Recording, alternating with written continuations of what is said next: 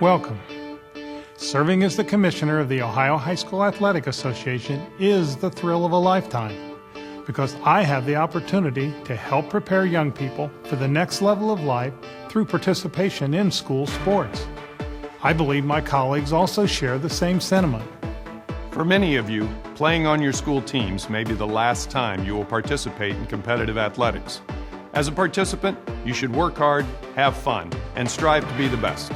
But just as important, you should also strive to be the best students, teammates, and members of your community in preparation for the next phase of your life as a responsible adult and productive citizen. Participating in your school's interscholastic athletics program is not only a privilege, but also provides memorable experiences. The role of the OHSAA is to help provide a positive environment for athletic participation, ensure all rules, regulations, and decisions are fair and equitable for all schools and participants, ensure athletes play under safe conditions, and to make sure school sports programs remain a vital part of your educational experience. We hope this presentation is helpful as you continue your athletic participation. Good luck on your journey.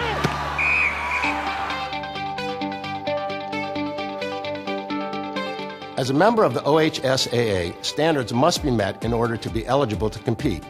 Your school district also has authority to establish additional academic standards and codes of conduct. As a student athlete, you are responsible for your compliance, so do not hesitate to seek clarification as needed. Eligibility rules exist to help maintain competitive balance in school sports and to promote the purpose of education-based athletics. For the next few minutes, we will review key regulations affecting student eligibility and participation. For a complete listing of the regulations, visit ohsaa.org or consult with your principal or athletic administrator. Your initial high school eligibility is established in grade 9 when you attend classes through the 5th day of school or play in a contest prior to the beginning of school. A contest is defined as a scrimmage, preview, or regular season or tournament competition. In other words, any competition against another school's team. In order to maintain eligibility, each high school student must be officially enrolled in an OHSAA member school and must have received passing grades during the last grading period in at least 5 one-credit courses or the equivalent, each of which count toward graduation. 7th and 8th grade students must have passed a minimum of 5 subjects that receive a grade or a pass-fail in the last grading period. If you drop a course or change your schedule, it is vitally important that you contact your principal or athletic administrator to see if this affects your eligibility. Participation in post-secondary courses, credit flexibility programs, and other educational options may impact your eligibility. In addition, summer school grades cannot replace failing grades or lack of courses taken in the final grading period. Semester and yearly grades have no effect on OHSAA eligibility. In order to be eligible, each student must have at least one parent living in Ohio. In addition, no student will be eligible who is competing under a false name or has provided his or her school with an incorrect home address. No high school student will be eligible if he or she has been enrolled in high school for more than 8 semesters. No high school student will be eligible who has turned 19 before August 1st.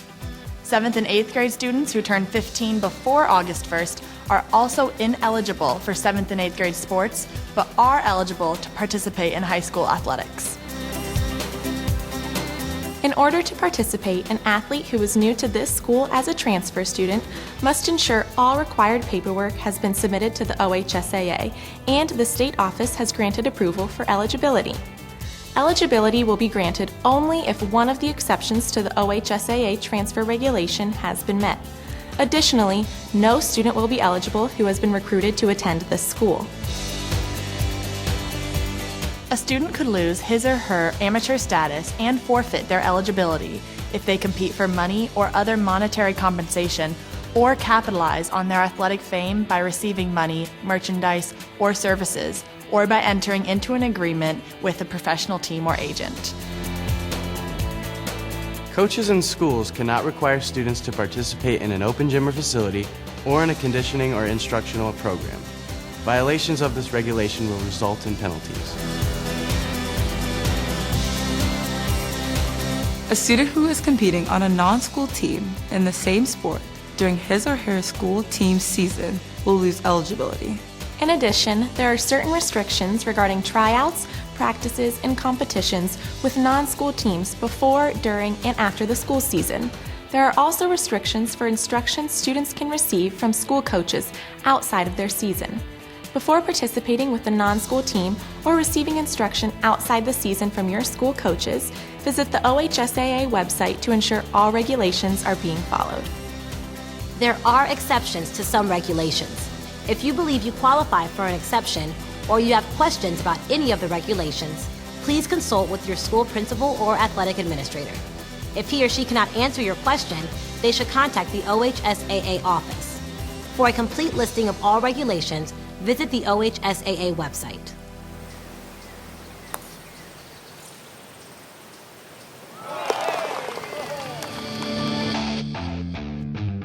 For the OHSAA, school administrators and coaches, student safety is of the utmost importance. The OHSAA addresses a number of issues important for healthy lifestyles. Before the season's first practice, each student must have had a physical examination within the past year, and an examination form must be on file at the school. In addition, no student will be eligible unless that student and his or her parents have signed the OHSAA authorization form and the OHSAA eligibility and authorization statement, both of which must be on file at your school. It is everyone's responsibility to take the necessary precautions to reduce the likelihood of brain injuries. This is not just a problem in football. Concussions can happen in just about any sport. A concussion is a traumatic brain injury that interferes with normal function of the brain. Dings and bell ringers are serious brain injuries, and you do not have to have loss of consciousness for it to be considered serious. Young athletes are at increased risk for serious problems. In Ohio, any athlete who exhibits signs, symptoms, or behaviors consistent with a concussion, such as loss of consciousness, headache, dizziness, confusion, or balance problems, shall be immediately removed from the contest or practice and shall not return to play that same day. Thereafter, the student shall not return to practice or competition until cleared with written authorization from a physician or healthcare provider approved by the local board in accordance with state law.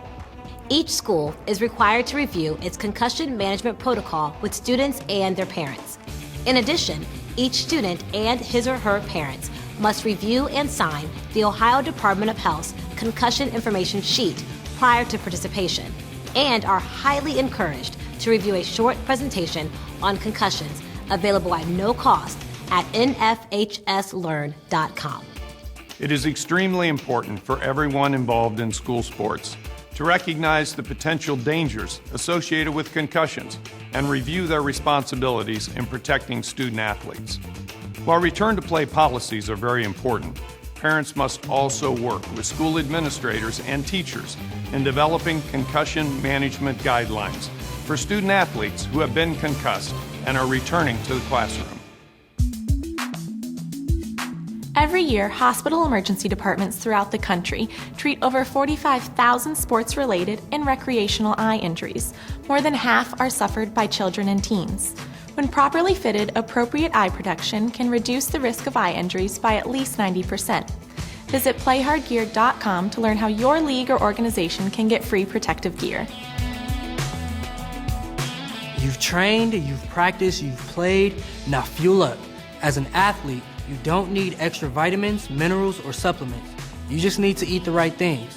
Eating a variety of nutrient-rich foods from all 5 food groups will give you the energy you need every day. Immediately before a contest, fuel up and hydrate. Visit the sports medicine page at ohsaa.org for specific pregame hydration recommendations. And after your event, fuel up with chocolate milk. Rehydrate with a beverage rich in carbohydrates and electrolytes, such as low-fat or fat-free chocolate milk. As the official beverage of the OHSAA, chocolate milk is just what an athlete needs. A carb-to-protein ratio of 3:1 and a good source of potassium with a moderate amount of sodium. The OHSAA does not permit the use of any form of alcohol, tobacco, or illegal drugs. Besides the health risks involved, use of any of these items will result in students being disqualified from contests, and violators likely facing additional school and legal penalties. Another prominent issue is the use of supplements. The increased availability of these items allows student athletes access to a wide variety of products aggressively marketed in fitness and strength training magazines and websites. Often, their marketing campaigns include promises endorsed by faulty research claims of extraordinary weight loss, explosive power, or tremendous strength gains. It is important for coaches, athletic administrators, and parents to educate themselves about what substances your student athletes may be using and about the potential risks involved with uneducated supplement use. Beyond supplements, there are additional issues related to illicit drugs, such as anabolic steroids, and some prescription drugs used with the goal of aiding performance. The OHSAA website provides a wealth of information to assist parents, coaches, and anyone interested in learning more about sports medicine and healthy lifestyles.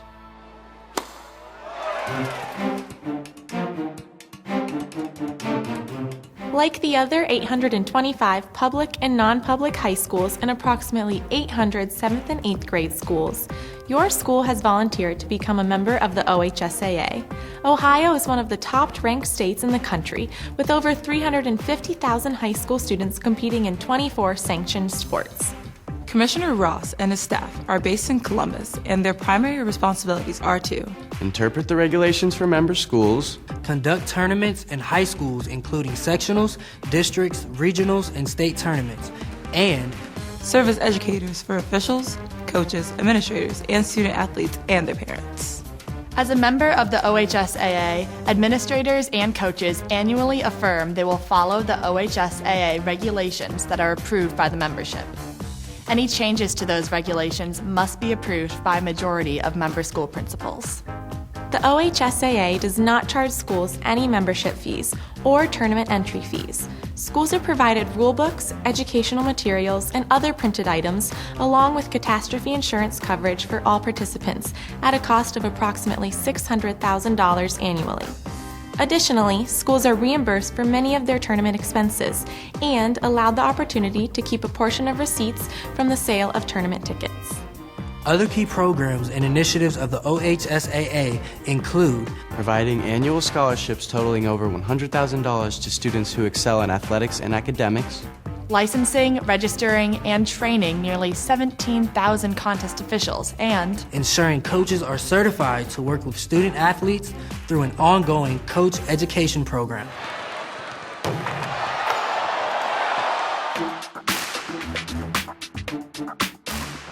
The OHSAA's vision for positive sporting behavior is built on expectations. It calls on the school community, administrators, teachers, coaches, students, parents, and fans to strive for positive sporting behavior in everything they do by teaching the value of ethics, integrity, equity, fairness, and respect. As a student athlete, you are expected to accept the responsibility and privilege of representing your school and community while participating in school sports. You are expected to treat opponents, coaches, and officials with respect, and ensure your actions do not incite fans or other participants, or attempt to embarrass, ridicule, or demean others. As a participant in school sports, we must always remember to act with dignity, speak with courtesy, and play with pride. In short, respect the game.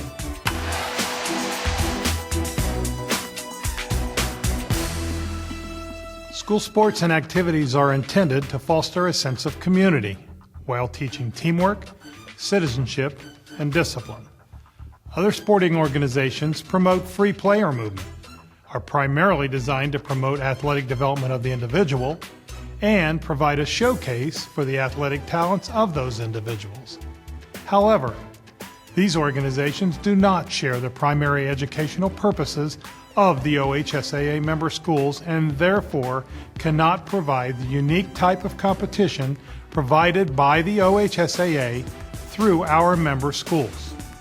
By now, hopefully you have a better understanding of the Ohio High School Athletic Association, why education-based activities and healthy lifestyles are promoted, and some of the rules and regulations for which you are responsible. As your parents can attest, high school goes by in a blur, but your memories of participating in school sports will stay with you for a lifetime.